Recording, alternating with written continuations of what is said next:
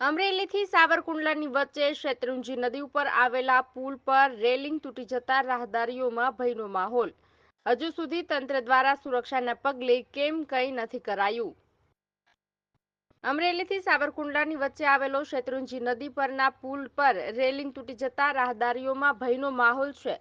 થોડા મહિના પહેલા જ અહીં પુલ ઉપર અકસ્માત સર્જાતા આ રેલિંગ તૂટી ગઈ હોય ત્યારે હજુ સુધી તંત્ર દ્વારા નવી રેલિંગ મૂકવામાં આવી નથી, જેના કારણે ભવિષ્યમાં મોટી અકસ્માતને આમંત્રણ આપે તો નવાય નહીં। ત્યારે અમરેલી શહેરને જોડતો બીજો પુલ ગાવડકાર રોડ પર આવેલો છે, ત્યાં પણ આ જ સ્થિતિ જોવા મળી રહી છે। ગાવડકા પુલ પર થોડા મહિનાઓ પહેલા જ અકસ્માત બનતા પુલની ગ્રીલ ધરાશાય થઈ છે। ત્યાં અત્યારે રેતી ભરેલી થેલીઓ મૂકેલી છે। શું તેનાથી અકસ્માત થતો અટકી જશે તેવું લોકમુખે ચર્ચાઈ રહ્યું છે। કેમ અધિકારીઓ મોટી ઘટનાની રાહમાં બેઠા છે? કેમ બંને પુલ પર નવી ગ્રીલો ફિટ કરવામાં આવતી?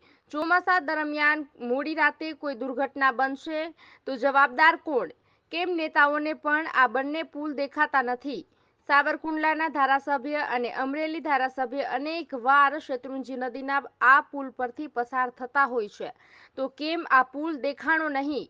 અનેક વખત તંત્રની બેદરકારીના કારણે લોકોના જીવ જોખમમાં મુકાય છે, ત્યારે કંઈક ને કંઈક જગ્યાએ નેતાઓ અધિકારીઓને છાવરતા હોય છે તેવું લોકમુખે ચર્ચાઈ રહ્યું છે। લોકોનું એવું કહેવું છે કે જો નેતાઓ કડક હોય તો અધિકારીઓ કોઈની રાહ જોઈ ના બેઠા હોય, તુરંત એક્શન લઈ લે। હવે જોવાનું એ રહ્યું છે કે આ બંને પુલ પર નવી રેલિંગ ફિટ થશે કે પછી મોટી દુર્ઘટનામાં કોઈના જીવ જશે, ત્યારે શું કહે છે જુઓ રાહદારીઓ।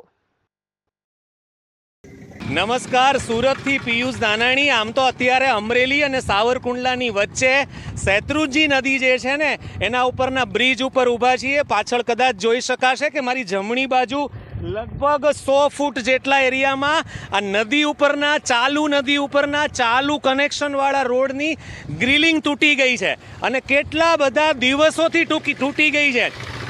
ગ્રીલિંગ હોય છતાં પણ કાર અને અન્ય વાહનોને નીચે જતી હજારો ઘટનાઓ આપણે જોઈ છે।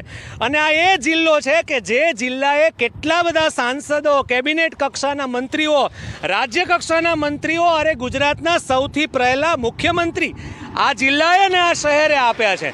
અને અહીંયા રાજુલાને કનેક્શન થતો આ રોડ છે, કરોડો અને અબજો રૂપિયાનું અહીંયાથી ટ્રાન્સપોર્ટ વાહન પરિવહન થાય છે।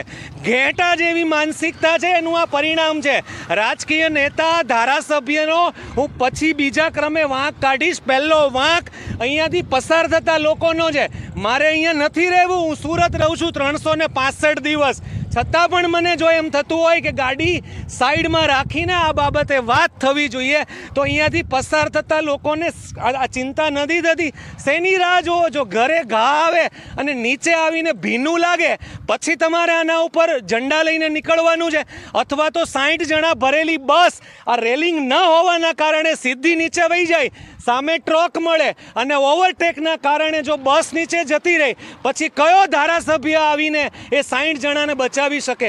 ચોમાસાના દિવસો છે, આખા પુલ ઉપર કોઈ સ્ટ્રીટ લાઇટ નથી, ચાલુ વરસાદમાં અડધું તો નથી જ દેખાતું, તો પછી એવા સમયે ગાડી 1000% અંદર જ જાય। બસ માનસિકતા છે રાહ જોવાની। આપણને હજી એ જો ભાન ન આવતી હોય તો આપણને કોઈ નહીં બચાવી શકે।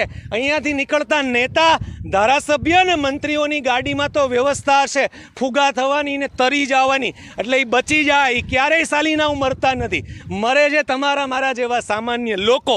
એટલે હજુ એ સમય છે કે જાગી જાઓ, આની જાણ કરો ધારાસભ્યને, સંસદ સભ્યને, આસપાસમાં જે કાંઈ દેવળિયા, ગોખરવાળા જે કોઈ ગામડાઓ આવતા હોય એના સરપંચો દોવડા લઈને આવો અને આ બાંધો। આ જવાબદારી તમારી છે। આ નદીમાંથી તમે પાણી પીવો છો, વાપરો છો અને ખેતી કરો છો। આ કોણ કરશે? આ હું સુરતથી આવીને કરું એવી રાહ જોતા હોય તો મોડું થઈ જશે। એટલે મારી ખાસ રિક્વેસ્ટ છે કે ઘેટા જેવી માનસિકતામાંથી બહાર આવીએ અને આપણે કંઈક નવું કરીએ અને કંઈક થોડા જાગૃત થાય। એ ઊભું રહેવું છે ને આ બાઇટ આપવા માટે તોય બીક લાગે છે પવનનું અંદર જવાશે તો ચાલુ ગાડીએ કેટલી ભયાનક સ્થિતિ હશે એની કલ્પના કરો। એટલે મારી આ રાજકીય નેતાઓને ખાસ વિનંતી છે કે તમને બધાને ખોળામાં અને હથેળીમાં રાખીને મોટા કર્યા છે, આ પ્રજાએ થોડીક દયા કરો।